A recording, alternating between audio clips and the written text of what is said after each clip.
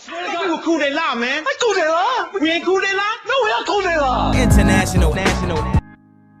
They don't know. They don't know. They don't know.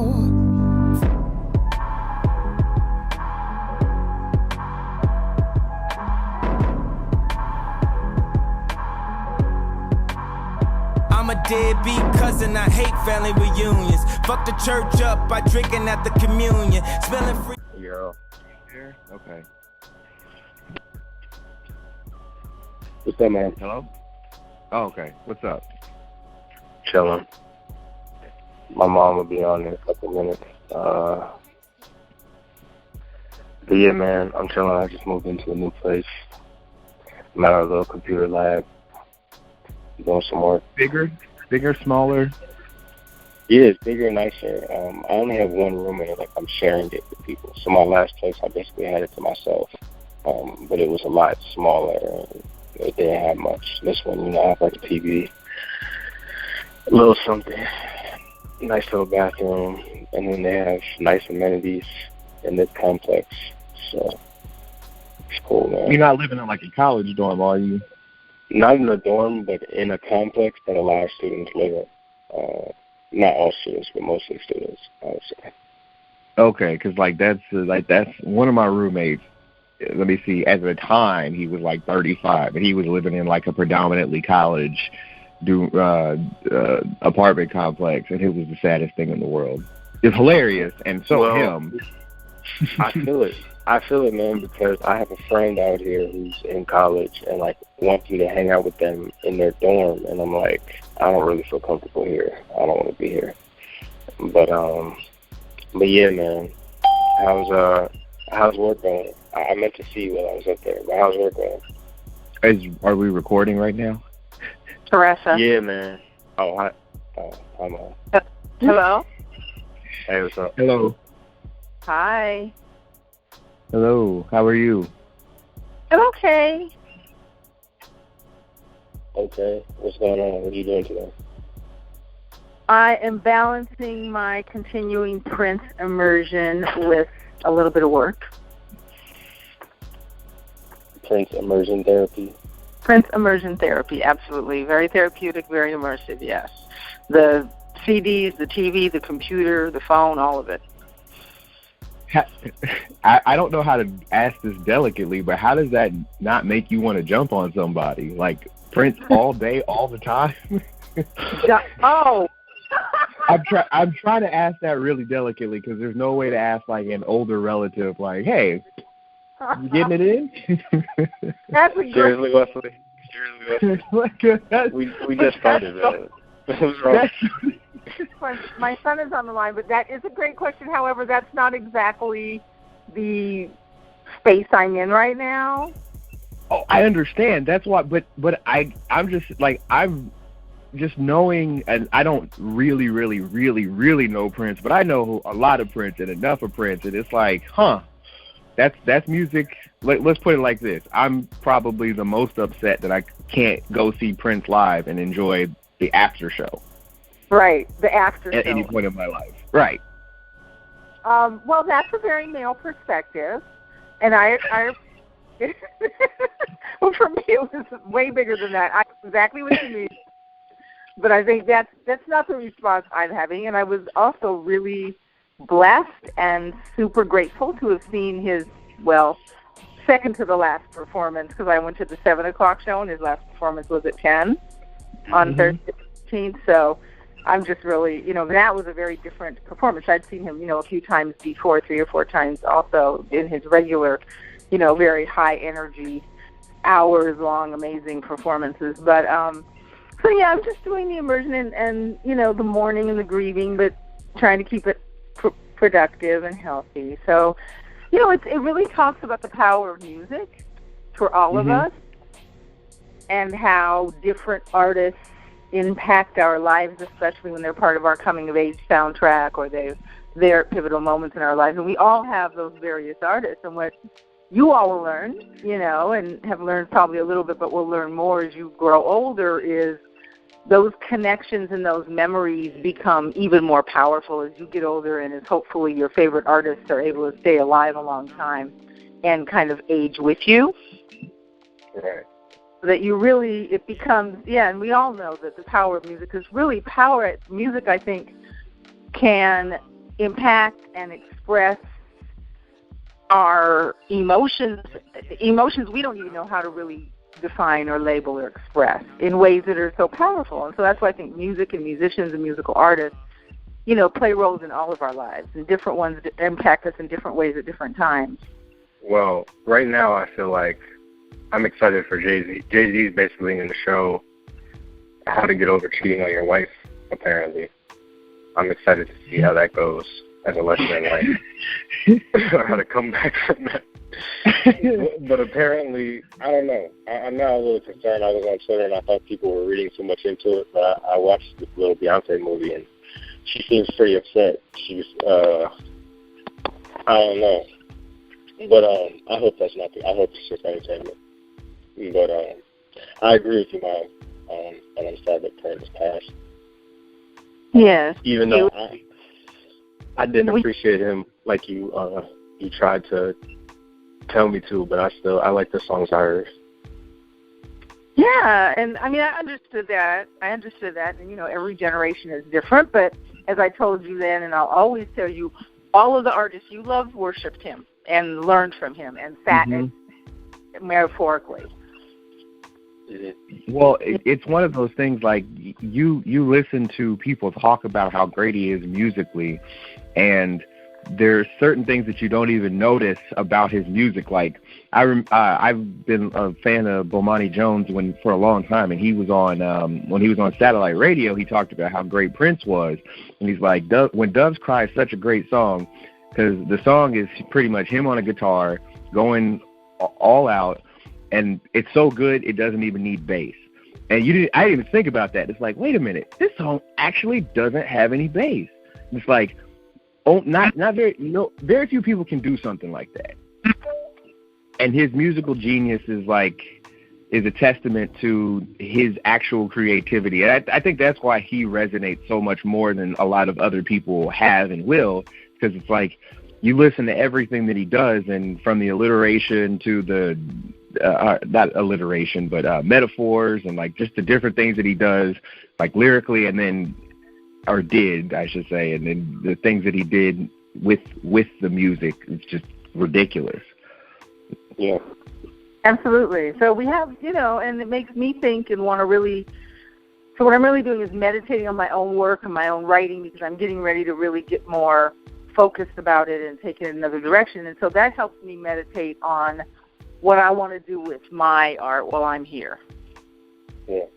And I think that's something I'll take away from whoever we, admire and whoever resonates with us.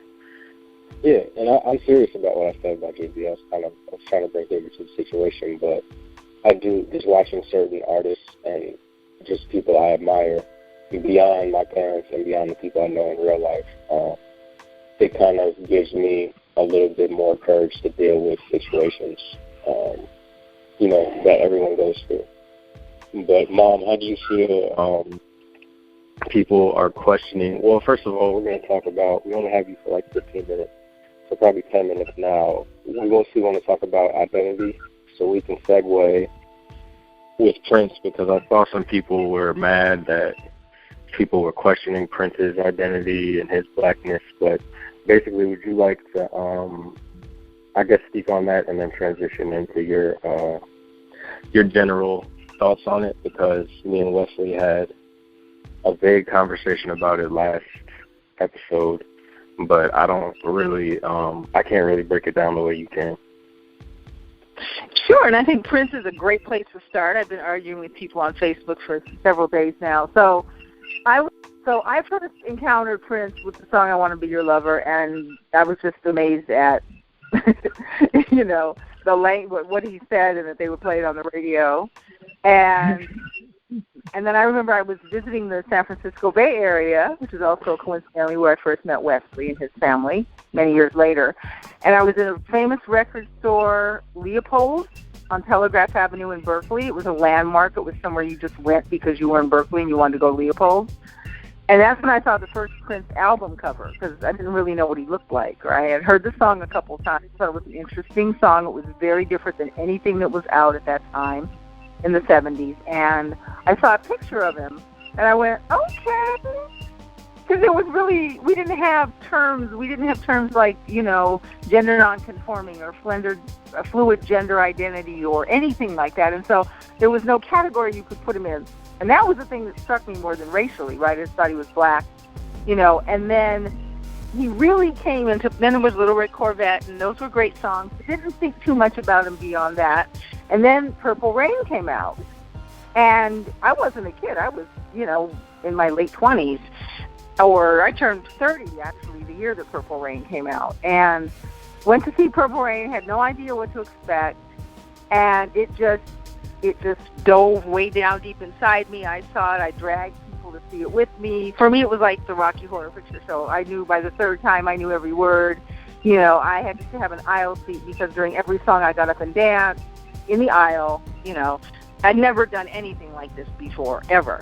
And my mother, and she looked at me like I was crazy. And in the movie, you know, he's the character, the kid, has a black dad and a white mom. So I didn't wonder. In Purple Rain? That's in Purple Rain? Yes, in Purple Rain, which you and Mariah refused to watch, and I tried to show That's it not to you. true. I watched it a few times. It's funny. Morris Day is funny. It's a funny movie. Yes, well, yes.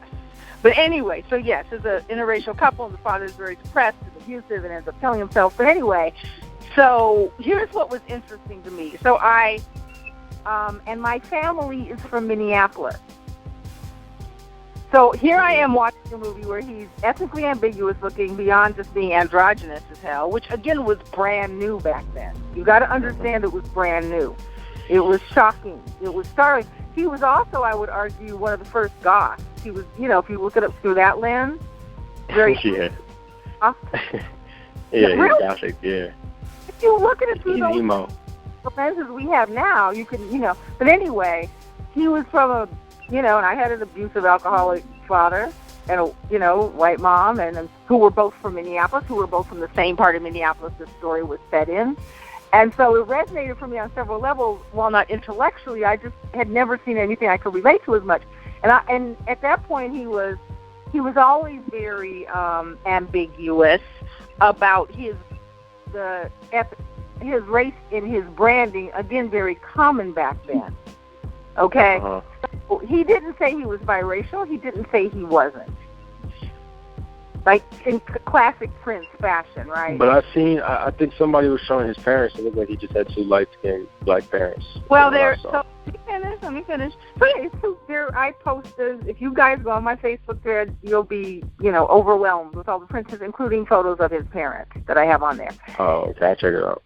So, medium, light-skinned, whatever, but there's two black people. He's absolutely black. I found out when I have family friends, and then it turned out my sister, who's 20 years older than me, was very close friends with and grew up in the housing project with his mother, Maddie Shaw.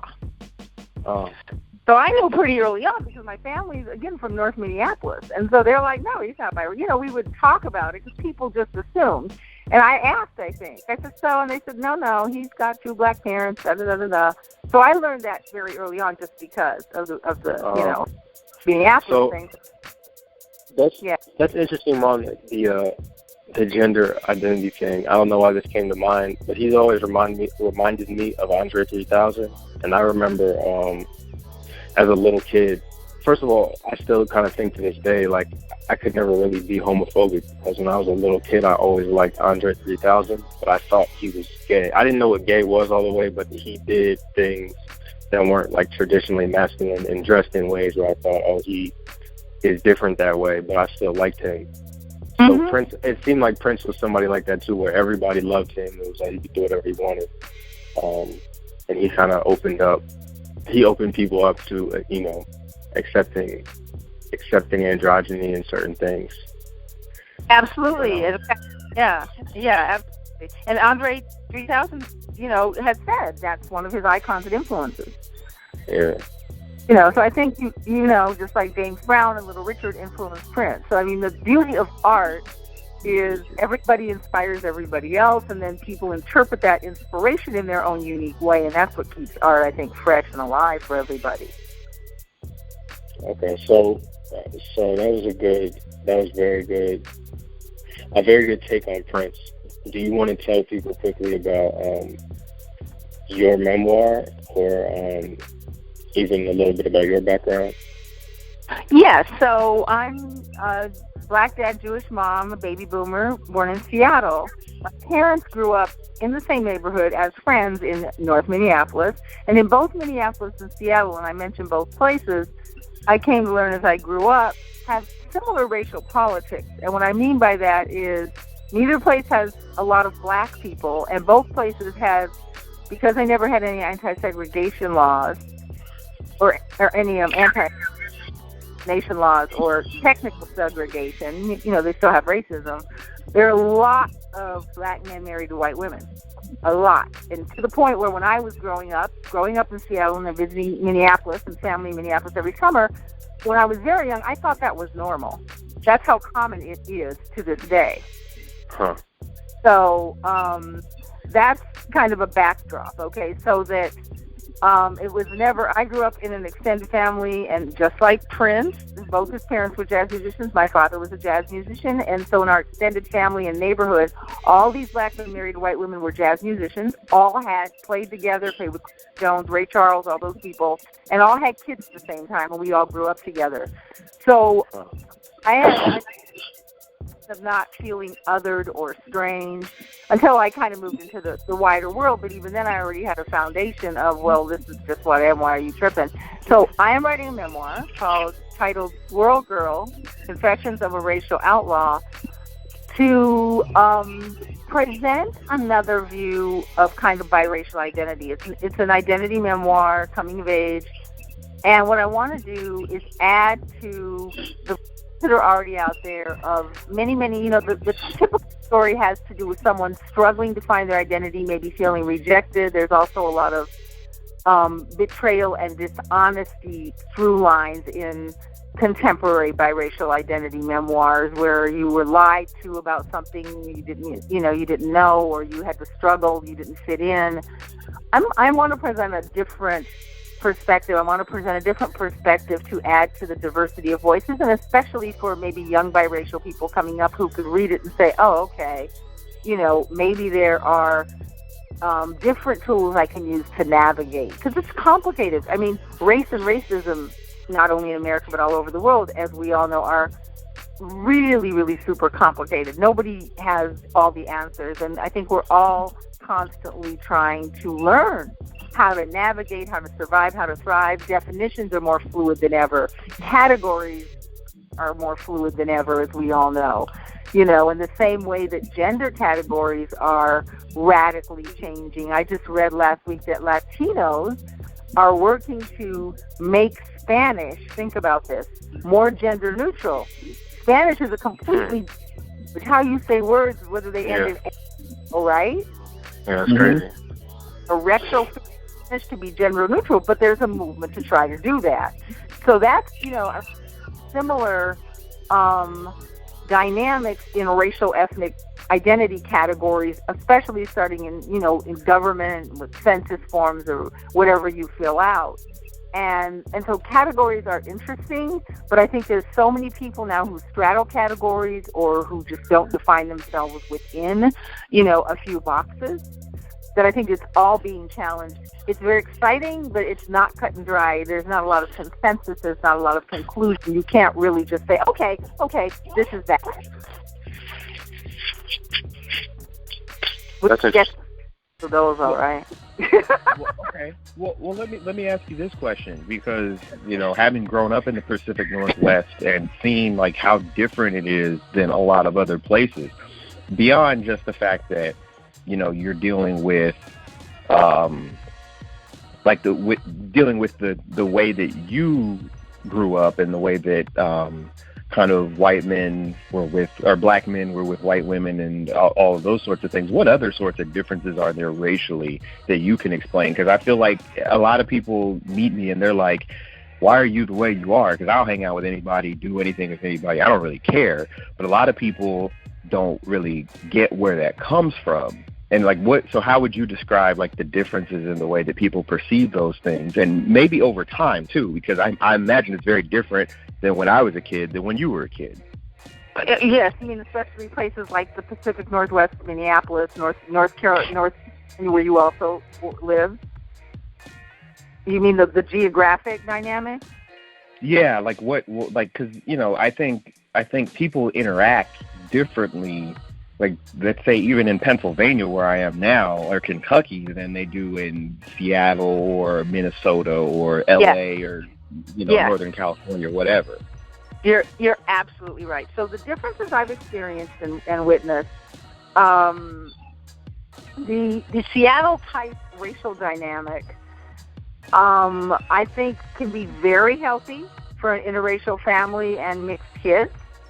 I left when I was 31. I found it to be too confining and constraining for anybody who really identified, for me, because I culturally and really affinity-wise am black.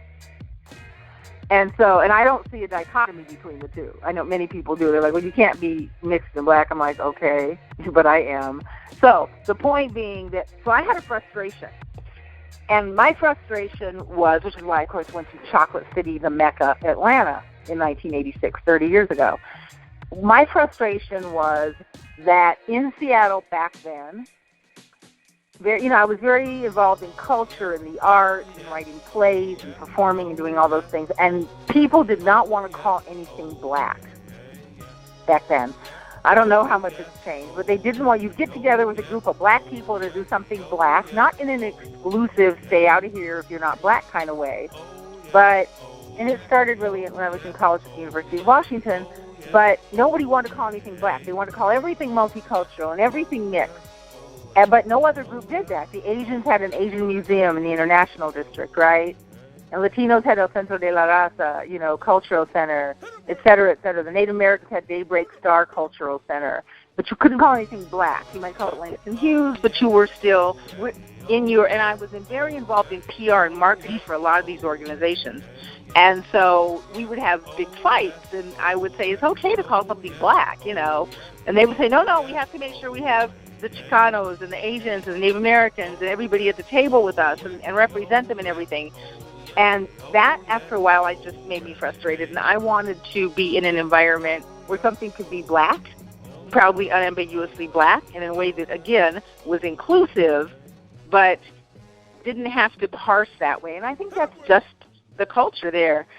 I think that's just the culture. It's not a bad thing. It's not a good thing. But I benefited from it growing up, but then I outgrew it. Does that make sense? Yeah, I think so.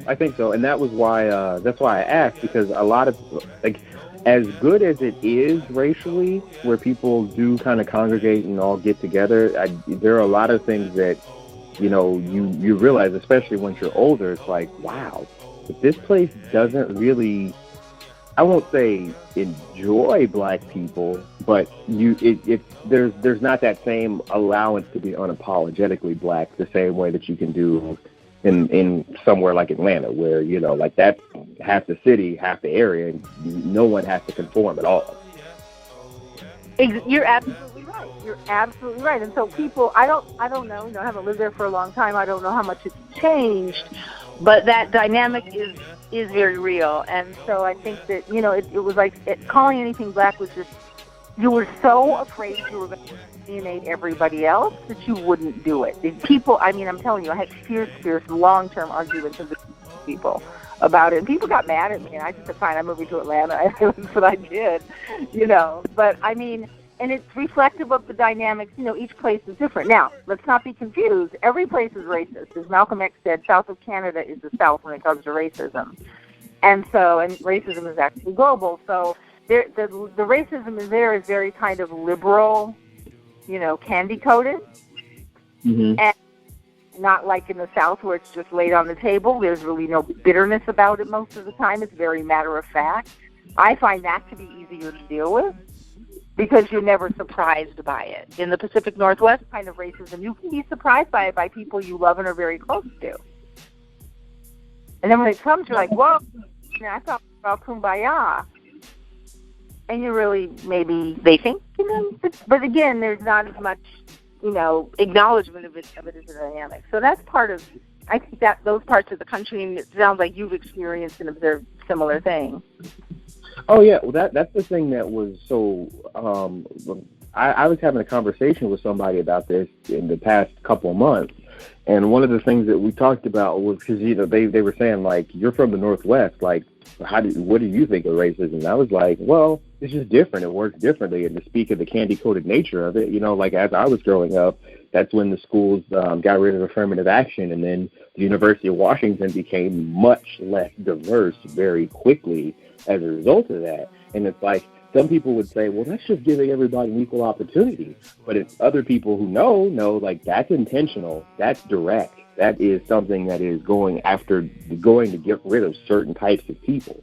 And it's so dangerous when you do things that way, because then you end up with people being able to justify the things that they don't like or that they think about somebody. It's like, it's confirmation bias. You can say, oh, well, they're not as smart, that's why they can't get in. Or they're not this, that's why this doesn't work. And it's like, no. But that's the Northwest. That's how it works. The people who want to control things and change things a certain way are able to do it. Exactly. That's a great summary. Very accurate. Yes. And actually, one other thing I wanted to ask you about, since we were talking a little, and this is kind of shifting back to the Prince and the transgender thing. So I wrote a story, and it was literally just rewriting a press release, something quick and easy about, it was a 19-year-old man was caught in a women's restroom. I guess he was looking at porn on his cell phone and using his phone to peer over to make sure no one else was in the restroom, right? Well, one of some anti-transgender organization picked that up and linked it on Facebook, and it's gone viral for, to the detriment of things, because they're using that as a way to conflate the issue. It's saying like, hey, all he had to do was put a skirt on and he could have been okay. And it's like, how do you think that we're going to go? My question is, how do you think we're going to go forward with people not understanding the issue and not understanding gender and identity in a way that's helpful and productive? And how do you think we'll ever have someone along the lines of Prince who can and David Bowie and Boy George and different people like that, who kind of screw with our concept of identity, but also help us to learn from it too? Great question. Yes. And I want to say something first. I have a really good friend of mine who's super brilliant, progressive, and gay. And we talk about this, but it's the kind of thing we say we can't talk about this in public because we get, crucified. But we talk about the societal kind of human details and dynamics of exactly what you're talking about. And we started talking about this. There was a story, I guess, last year about, and as you know, I have a son and a daughter, and you have a brother and a sister, and Calvin has a sister. It was a school story about a transgender teenager, and locker rooms in schools. And, we were like, I was like, well, there's a boy. I said, if this were to happen to my daughter, especially, very progressive liberal city of Montclair where my children went to high school, my daughter Mariah would probably be unfazed. I would probably be more concerned, because what happens is you've got to factor in that we're human and that we're accustomed to thinking of things in certain ways. And we can all be politically correct and respect. I'm going to use Caitlyn Jenner, used to be Bruce, as an example, because I think that's our most highest profile mainstream pop culture person right now, who's kind of a metaphor.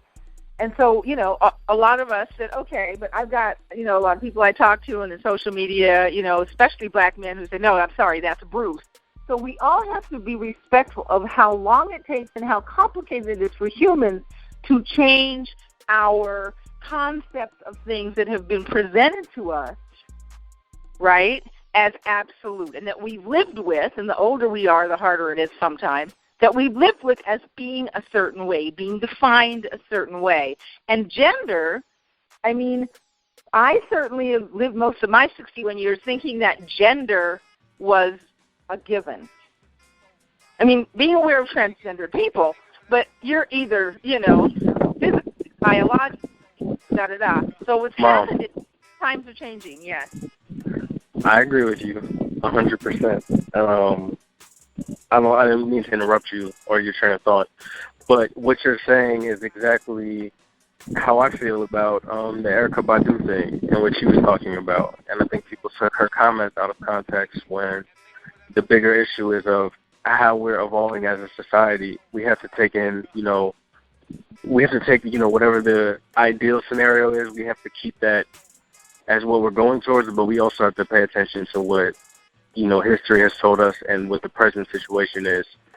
And I feel like your thoughts on this are very similar to what she was saying in terms of the, I guess, skirts in schools is how the conversation got started, but I guess it's more just about decency and sexual. I don't even know what we would call the topic, but it's just a big topic. But yeah, that's just what reminded me of with what you were just saying. I agree, and I think it also what Wesley was saying about the story he did. So Erykah Badu, all of that I put in the category of rape culture, right? Yeah, rape culture. Yeah, my bad. Rape culture is a brand new term. Rape culture is a brand new term, and very few people can define exactly what it is. And we're all on a learning curve, just like we're on a learning curve with transgendered, right? And so let's think about this. If you, Calvin and Mariah and Wesley were still young, and I had you in a mall or a restaurant or something, and you know this because I would take you like most women do when they're out with their sons into the women's bathroom with me until you're very aware of this as a mom. So until you're maybe 7 or 8 or 9, when other women are going to start side-eyeing you for bringing your son to a women's bathroom, and then I would, and you know this, I would stand, do everything but be inside the men's bathroom door talking to you the whole time because, of course, I'm terrified about, attacks. But anyway, well, I know, but I'm a mom, and hey, one day maybe you'll be a parent and then you'll understand. But the point is that it's all very real, and so you have to be aware of it. So I'm saying that to say if you two, as grown young men, go into a restroom, a male restroom, and there's somebody who looks like a woman standing next to you at the urinal, are you going to react? Are you going to have to go through some internal process to not freak out or be upset? First of all, at work the other day, I used the women's room because someone was in the men's room and I needed to go to the bathroom. I think this topic is being used it's like Trayvon almost, where we're using it to talk about racism. We're using this topic to talk about something we're not comfortable with, but I feel like a bathroom situation is not the level that we need. It's not like the level that they can go to that's extreme. I feel like people need to go to the bathroom. That is what it is. There might be awkward situations that come about because of it, but I think the more alarming things with transgender and identity, all of these issues that I still don't know how to properly label. The issue is, first of all, and I've seen you talk about this on Facebook, just like that, a lot of violence comes about because, the individuals who may, they may be fluid with their gender, they may not communicate it properly to someone, and that person may react. And this is not excusing that behavior, just the same way Erykah wasn't excusing, sexual predators. But I'm just saying, realistically, there's males with fragile egos who that situation might push them to a certain level, just out of embarrassment, out of true fear, or, just in general, just of being deceived. A woman really wouldn't react well to something like that either. But I just feel like that's the level it could go to. As far as like bathrooms, and I see it being talked about as far as legislation and stuff. So of course it's important, but I just don't. Those situations aren't that serious. Like I said, if I go to the bathroom and there's someone that I saw that in a rap video. I forget what video. It might have been Big Papa. It might have been a Dipset video. But there's a girl who has a dress on. I think it was Big Papa, and she's standing at the urinal, and it's kind of a joke is made out of it, and I don't know. It's not something that I would freak out about, and I wouldn't necessarily make them feel uncomfortable. I wouldn't feel uncomfortable, but I don't like being in public bathrooms anyway. Well, right. I guess that's, yeah. Oh, go ahead.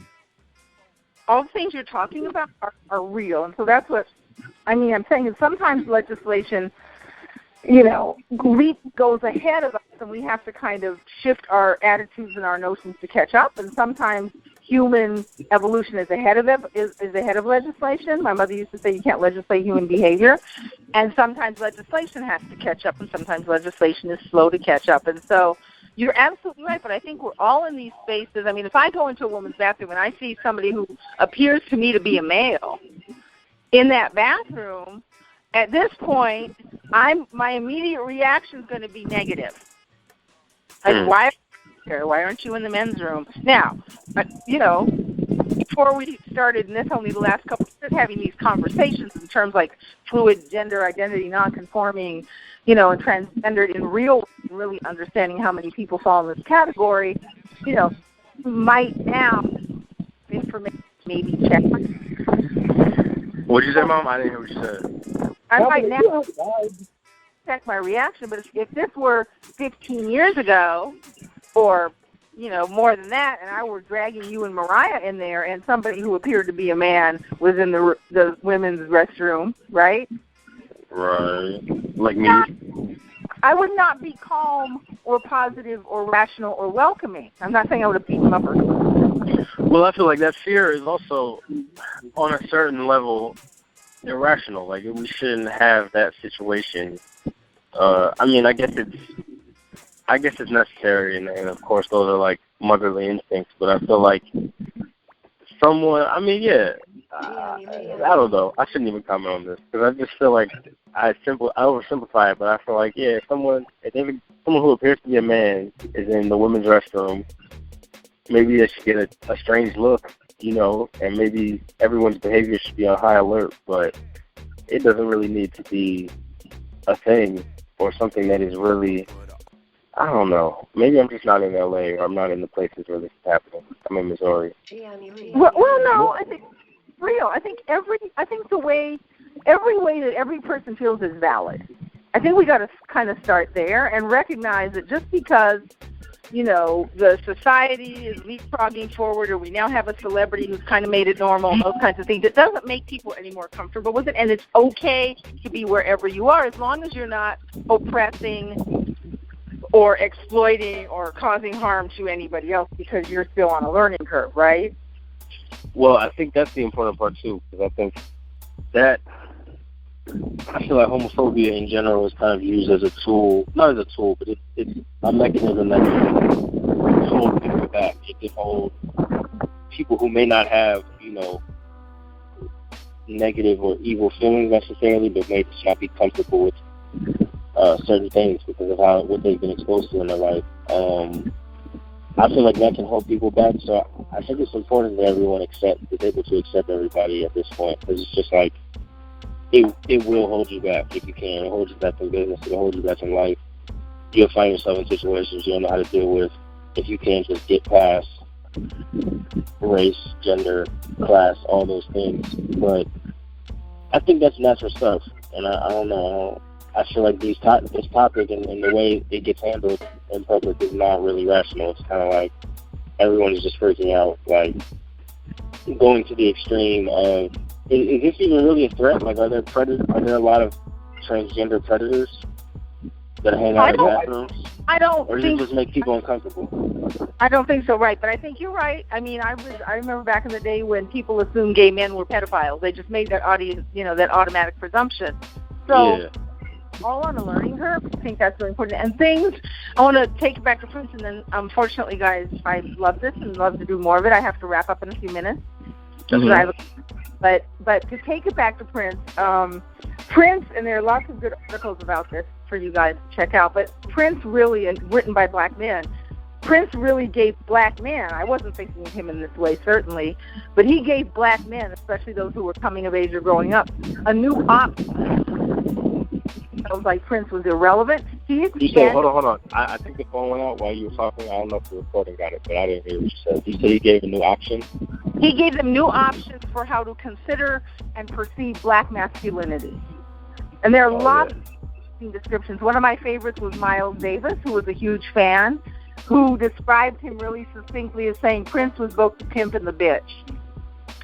And He really was. I mean, that was a crude description, but I found that to be so accurate. That Prince perfectly balanced. I mean, here you had this guy who looked like this, and back in the 70s, you have women, straight women, and straight men just loving him and not necessarily wanting to have sex. I had a boyfriend once when Prince first came out, and he was so perplexed that he said to me, "Well, do you find him sexy?" And I said, "I don't find him sexy in the way that I want to be with him." I said, "But he's sexual. He's like sexual. So sexual that he touches that in everybody, however it comes out." So that's what I kind of wanted to say. I think to go back to Prince is the perfect, wrap up for whether it's gender, race, identity, like you all said, whatever it is. I mean, he was also kind of ageless. I'm being a little biased here, but his music was still relevant to many, many generations. I was on Friday going to work riding the bus and heard some teenagers in a 20-minute impassioned analysis of Prince and his pop culture, two black teenagers and his pop culture impact. And it was a very nuanced and very well-informed analysis they were doing. And these kids were maybe 15, 16 years old. And, so I think that all of this we're in a world where everything is changing. To me, that represents evolution. To me, life is in his quality. What is that, man? Say it again. Prince, in his life, work, his music, and everything, exemplified more than anything else evolution and possibility for all of us. Yeah, okay, I agree. And I think I would add to that is we started conversation and made us think. And a lot of what we were talking about, kind of when we were, especially when we were talking about identity, gender identity, is having people recognize that their own perspective isn't the only one. A lot of legislate people. You can't legislate the way people behave. Part of the reason why we try to legislate the way people behave is the same types of people make all of the legislation, and they decide what is and isn't acceptable. And we're in a time where you're seeing more women, more minorities, more people of different sexual orientations and everything else get involved in the process. And now it's like, whoa, hold on, this whole thing's turning on its head. And that's where hopefully in the next in my lifetime we see some big change in that respect, because it can't always be the heteronormative white male way of thinking. Touché. That's a beautiful summary. All right, Mom. Thank you. Okay. Swirl Girl, TaRessa Silva on Facebook, TaRessa Talks on Twitter. Mom, where can people see the Oprah interview? Where can people see the Oprah interview? I don't know. I got to look for the Oprah interview, and I'll let y'all know. We'll have to have you on again so you can keep Calvin reined in. He's a much better podcaster when his mom's on. That's my new part-time job. Okay, well, let me know when you can share the podcast. It's been delightful. All right, thank you. Okay, I love you both. Love you too. Have a great day. You too. Bye. So yeah, man, the Spurs are about to play, and you already know the Rockets are about to upset the Warriors. I hope you're excited. I just hope you're excited. I love for that the playoffs. transition. But you've been waiting for 30 minutes, like, or 45 minutes. You're just like, look, I need to start talking trash. Like, I can't wait to go around the office so I can say something crazy about the NBA. James Harden's about to go stupid in the next 2 games. Yeah, they're going to go up 3-2. And then I don't know what's going to happen from there. Steph Curry might play 12 minutes and bust him. I don't know, man. That sounds good. But anyway, I know I'm seriously concerned. I brought up Jay Z earlier, but I'm seriously concerned. I was on Twitter this morning. People talking about, Jay fucked Rachel Roy. Like, damn, bro. They're saying, all right, so I don't want to. This is crazy. Wait. Hold up. I'm concerned about this, because these are people, I admire. So I don't know. It doesn't matter if they did this, but I just, I'm like, what? Is Beyonce is this Usher confessions, or is she saying some real shit? Wait, hold up though. Are you moving or are you outside? Because every time you talk, it starts buzzing or like this reception. Yeah. No, I don't. Maybe you hear wind, but I'm sitting outside, but I'm not moving or anything. I'm pretty. Yeah, that's wind. That is definitely wind. That is definitely wind. Okay, so you hear wind. So I'm gonna put my hand over. Is this better? Yes. All right. So basically, man, I'm concerned.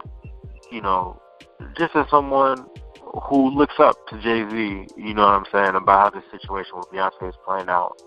And like the same way I guess Prince gave people like the blueprint on how to move with their gender identity, I feel like Jay is going to have to give us the blueprint for how to come back from cheating on your wife publicly.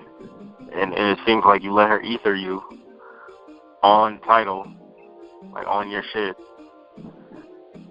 And then I guess you just let it rock from here. I don't know. I might just not say anything. No. So here's the thing. Here's the thing about this, and this is a really, really. I don't know how to describe it, but like I have never understood, and you can call like men can call me a bitch, whatever. Like I do not care. Like I have never understood the mentality that says women are supposed to be monogamous and it's okay if men cheat or if men do this or that. And no, like that's not bitch shit. But you'd be surprised. Like it's something like you hear at the barbershop when you're playing basketball, like anything that you do that's like super hyper masculine. It's like, man, I was out here doing this, doing that, blah, blah, blah. My girl might be talking to some dude and I'm not okay with that. Whoa, hold on. How does that work? And I say that as somebody who like, I don't think I have the capacity to cheat on someone. I don't understand how someone could do that. Like, so here's the thing. Oh, go ahead.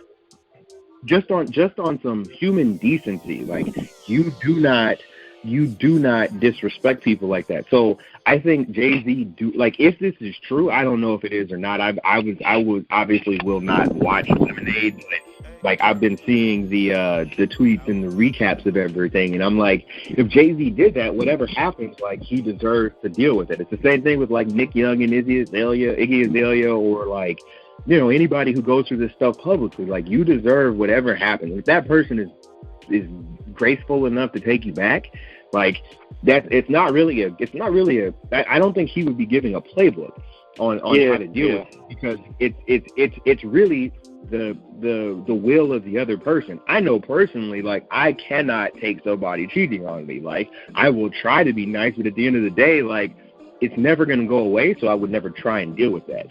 And some people, maybe Beyonce is beneficent enough to be like, look, I understand. Maybe I'll go on ahead and do it. Maybe I've been cheating already. I mean, that's another thing. That's another thing altogether. Like that level of stratosphere and fame, like I don't understand how you can think you can get away with cheating and not get caught, because anybody can easily blackmail you. And B, and most importantly, is like there's so many people that are trying to get at you all the time. Like, how do you even deal with that? All right, well, I want to say, hey, you know what I'm saying? Wait, more wind. Okay, my fault. Here's the cuff. Hold on. I want to say that, A, Jay Z is guilty. I mean, it's innocent until proven guilty, first of all. This is all entertainment, music, and wrestling for right now.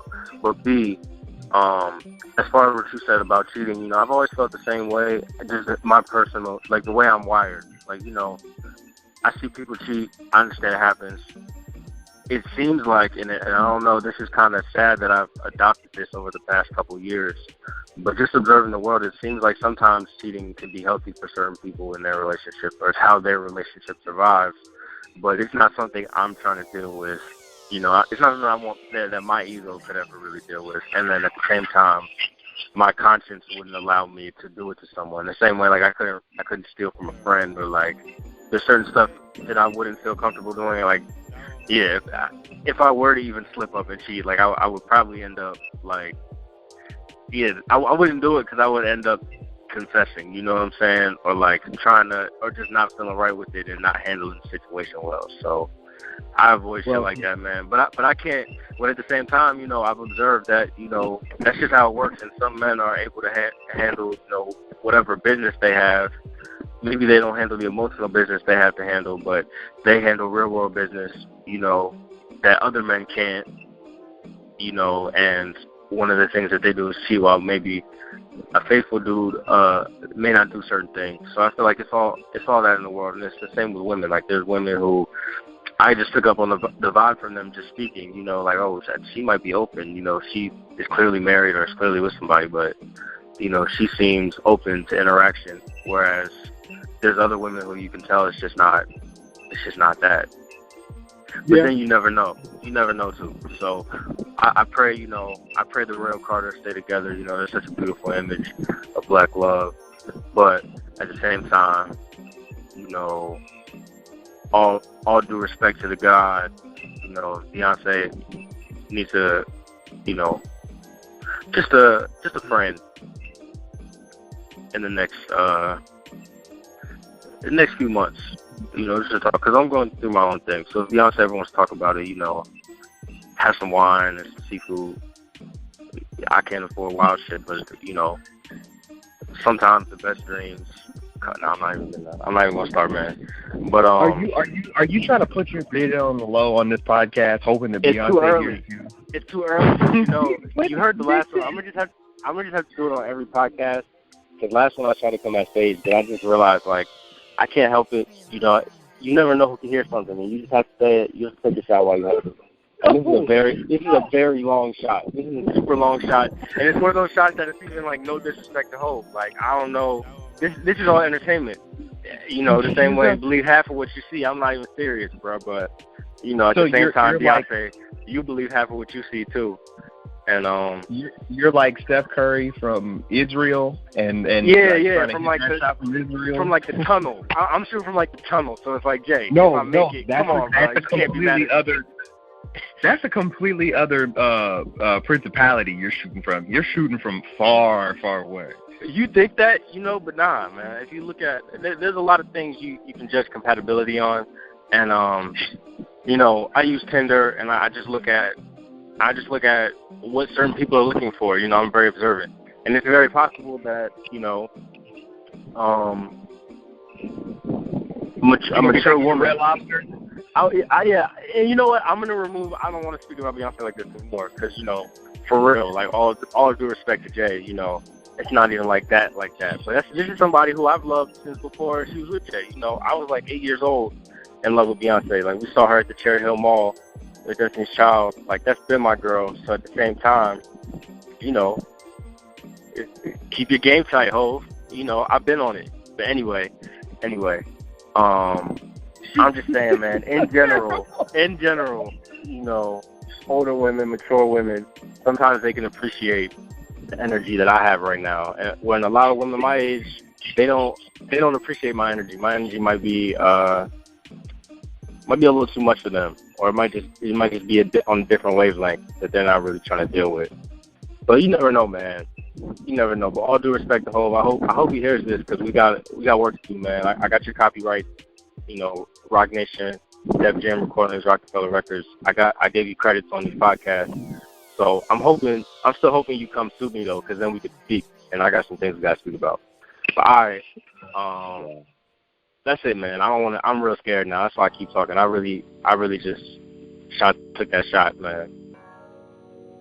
I mean, I'm really scared because it looks like it's about to go in. That's the only reason I'm scared, because I'm like, oh shit, what if this goes in? It's still good. It hasn't landed yet. But what if this goes in? You know what? That would be an interesting. That would seriously be an interesting. That would be an interesting podcast to have, when you shoot that shot and the shot goes in, because I feel there have been times where I was not prepared for the shot to go in, and then I had to deal with success. As opposed to normally it's you're used to missing shots and then grabbing rebounds and it's oh wait, what? I wasn't supposed to hit that. Bro, listen to me. Not that, but the shot. I hate to do this because Adam Carolla does this with Bill Simmons he does this on podcasts where he'll make up a movie. He'll make up a movie scenario, and just say it. And a lot of times it'll be hilarious, but it'll be so ridiculous that it could never get made. So I've had this movie idea for a long time, and I've kept it because I was like, nah, I'm gonna get this made. But at the same time, you know, this might be the quickest way it gets made.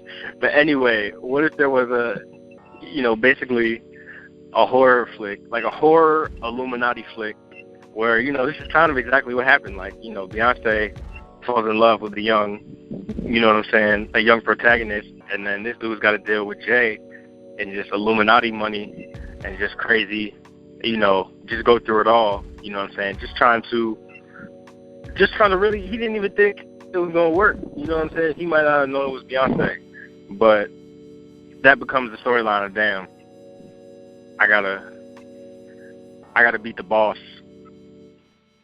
You think that would be a good film?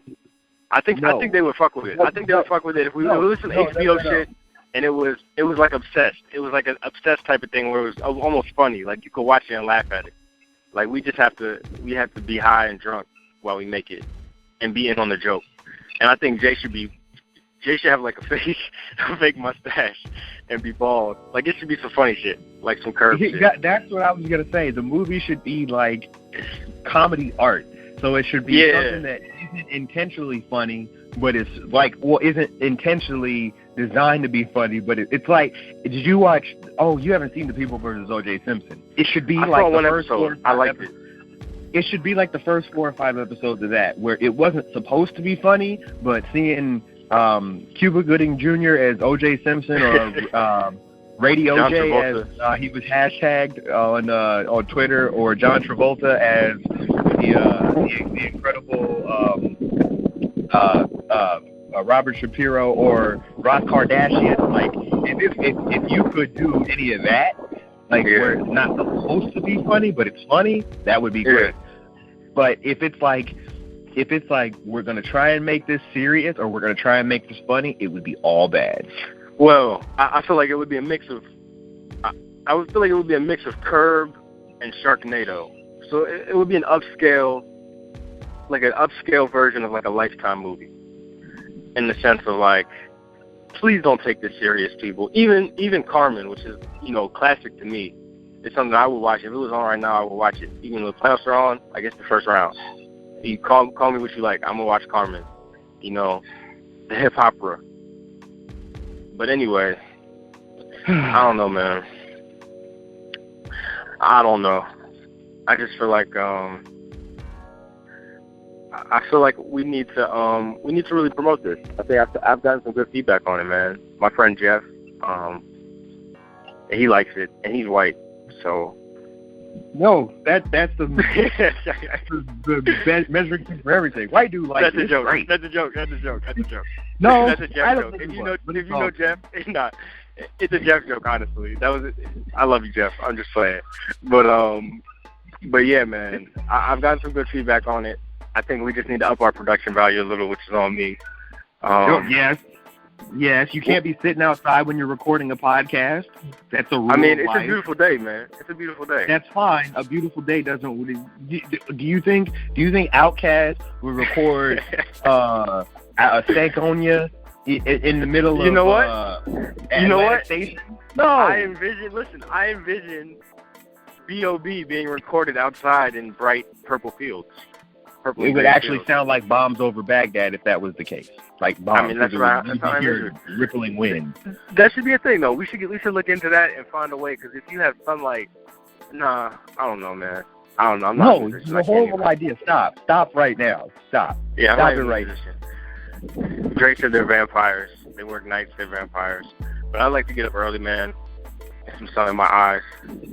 Yeah, do that and then podcast. You can't. They're not meant to be simultaneous. Like when you listen back to this, I hope you're embarrassed.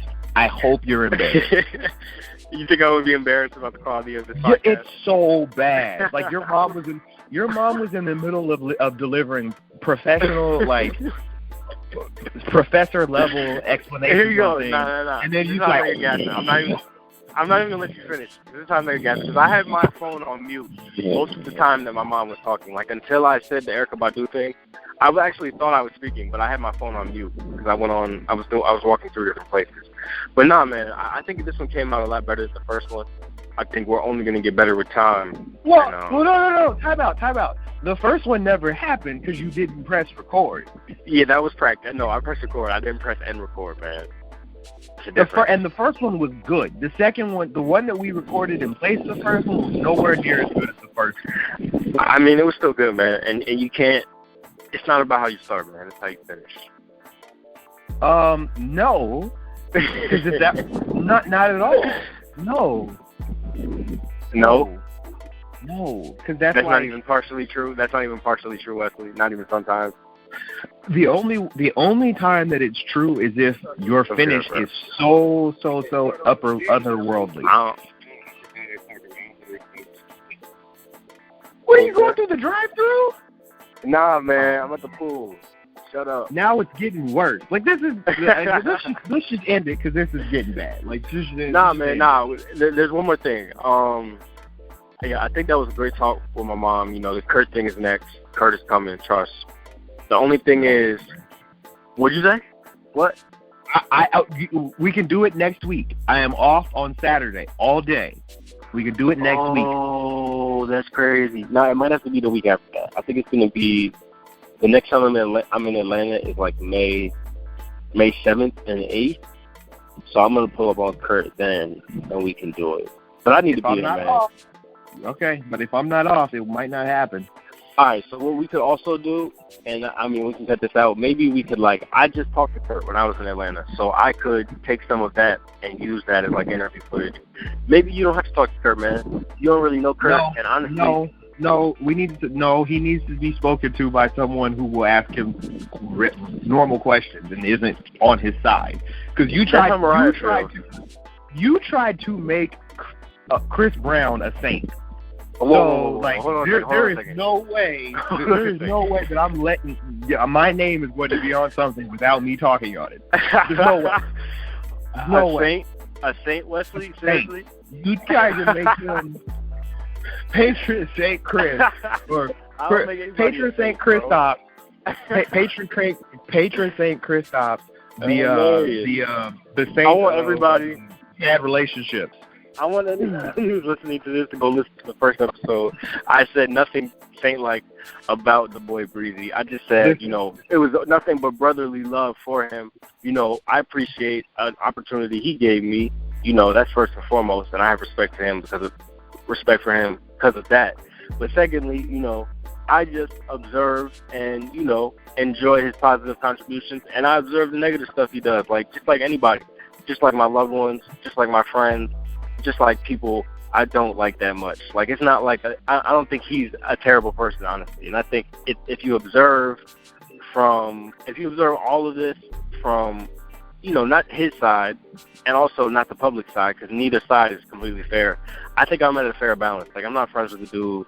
He never, bought me food or did anything crazy for me. I had a slight contract with him. We spoke once on the phone. I had a slight little contract with him. I handled the business I handled, and then we terminated the contract. It wasn't there's not a personal relationship there. But, I still, he's somebody just, I look at him like my peer, and I root for him. I want him to do well. Jay Electronica shouted him out on Twitter yesterday. I was very happy to see that because the day I started, probably the week I did my contract, or maybe right before that, this is 2012. Jay Electronica performed at Made in America and made a joke about Chris Brown. And this is right when I started doing the thing, and Jay Elec is my hero, and I was like, damn, he's joking on Breezy. But I also thought maybe it meant he had Breezy on his album. So all I know is I still got faith for Act 2, man, and Act 3. And I got faith in Breezy because, I think exactly what Jay Elec said. Oh, okay, I'm not going to quote him, but he basically said something like, God is not done with him, and I feel like the things he's meant to do, he's been set up for them, and he's all slowly going on that path, and he might not be doing everything perfectly, everything we want him to do, but he's definitely improving, which is what we're all doing. So he's not saying the same way Obama and Jay Z are not saints, and it's ironic, this lemonade stuff we're talking about, because last episode I was saying Obama and Jay are two people who we kind of revere and idolize, but we just don't know their dirt. And it's not that we want to know it or that I mean, I guess it does make us. It helps us understand our dirt and shit a little bit. So people do want to know it, but it's like you look at him like he did some stupid shit, man, and he still does do stupid shit because he's a young man. That's the difference. And basically, you're saying Chris Brown is going to do a Murder Mace turn and become a preacher and then no, because first of all, I don't know if Murder Mace changed lives. Maybe he did, but I don't know how genuine his change was. But I do know people do have that change, and I mean, Kurt is somebody who has already started making that progression. Like if you see Snow on the Bluff, that's not the person he is, especially right now. You know, that's an element of him, but he was playing, you know, an older version of himself, the same way Jay might. You know, the same way Drake or Chris Brown might sing in these songs like they're, you know, all types of emotions that aren't real. Even Beyonce, like we don't know who wrote those songs for her or if that's her real life. You know. So the thing I would say about that is, like, I will agree with you, and it sounds like you're in wind tunnel again. Sharknado is happening right now. Okay, hold on. I just blocked it. My fault. Go ahead. I hear you. Go ahead.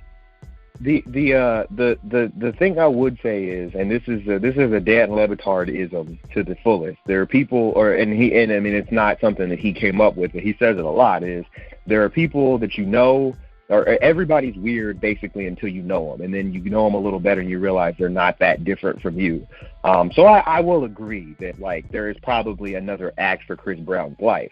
The problem is it's very similar to like Johnny Manziel or like some of these people who like their insistence upon doing things their way and fighting against a tried and true method that may not work all the time, but at least has some success rate is problematic. So like, Wesley, I just let you finish that point, but then you said problematic. So we're gonna stop.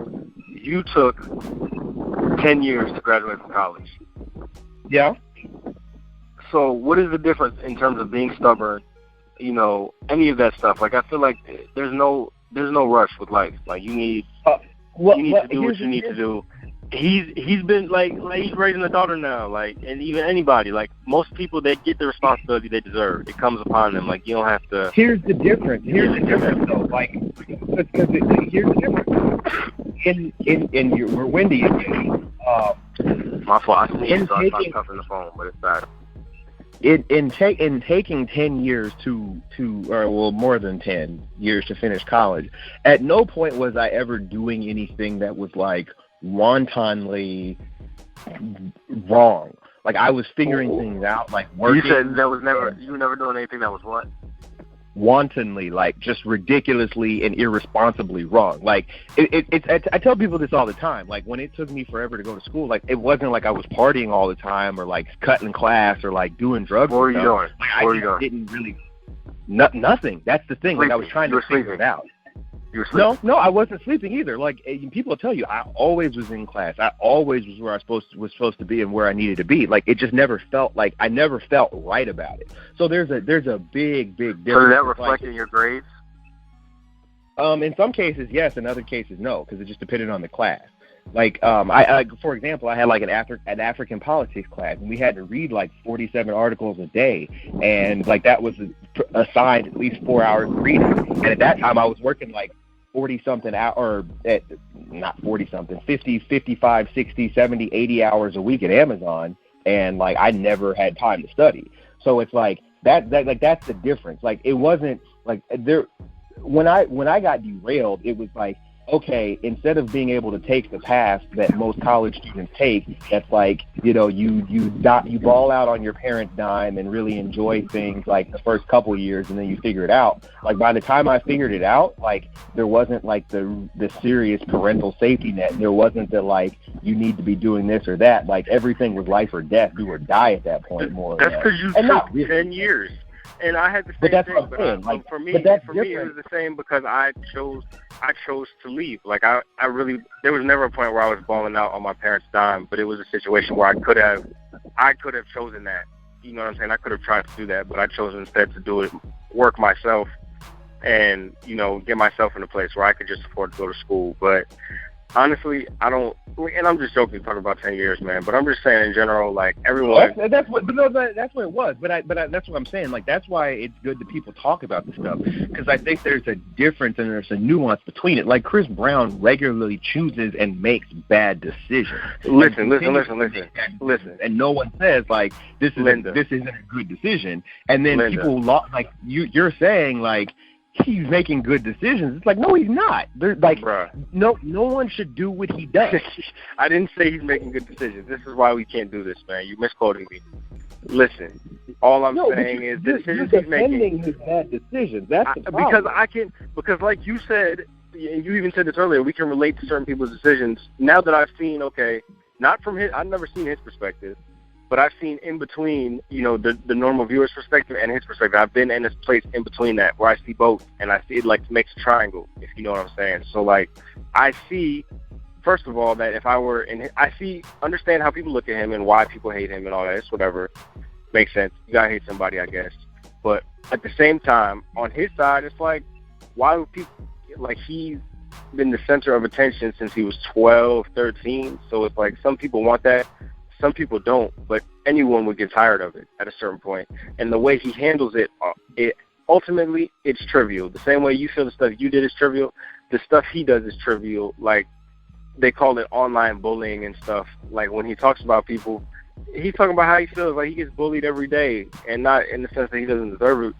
Nobody deserves to get bullied, honestly. Like, Mariah said that to me. We were talking about something with rape culture and all that. Oh, we were talking about the goofy shit where the girl was saying that Breezy, I'm only referring to him as Breezy just so people know. People think that's funny, but deal with it. So, his song Back to Sleep, he's talking about, basically I'm going to come home. I know you got work in the morning, so I'm going to come home late. But, just leave the door open.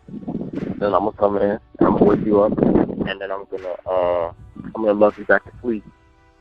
So basically, this girl is talking about he's perpetuating rape culture and all this, and there's no consent involved. And it's just like ridiculous stuff where he becomes a target and somebody that, to me, it's just another, he's like a broad image of how, a black male can be victimized by certain systems. And it's like from corporate America, from that he's been iced out of like really getting money with white people. Not that he's done the best to maintain that image, but just in general of being able to be who you are. Because all these other people, Justin Bieber is wild, disrespectful, wild, crazy. You know what I'm saying? And it's not this level of stuff. And I just feel like with anybody, man, people got to stop hating. People have to look at like, if you're gonna hate something or direct hate at something, like hate like your old ways, or like hate what you feel like you did wrong. Because I feel like Chris Brown, like, all right, he made a mistake that happens, and now we all make mistakes, and we'll one day make a mistake. So you need to treat him the way you want to be treated. You know what I'm saying? That's very fair. That's very fair. And I'm the only reason why I brought it up is because your defense of him on the podcast that was totally unnecessary, and then the repeated like you were with me again. The I don't really repeated speak like, on it, and since we're talking, and I really am.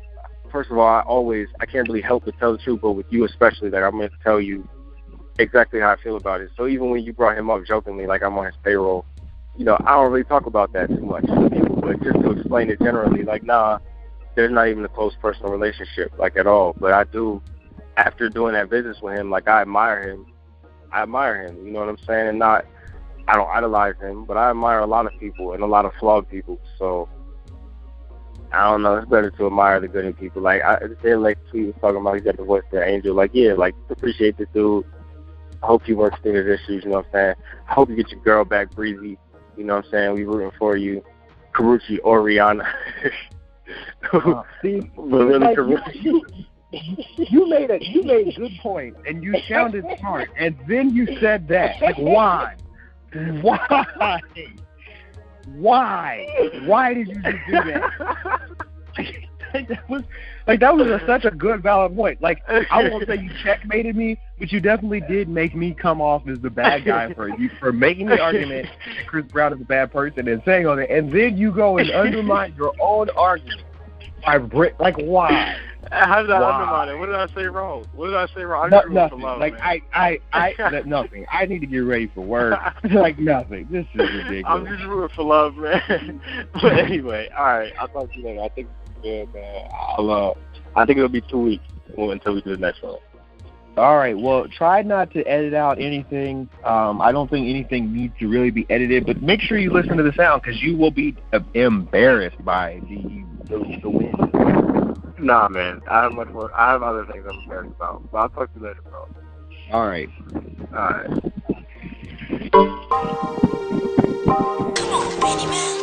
Feels good to be home,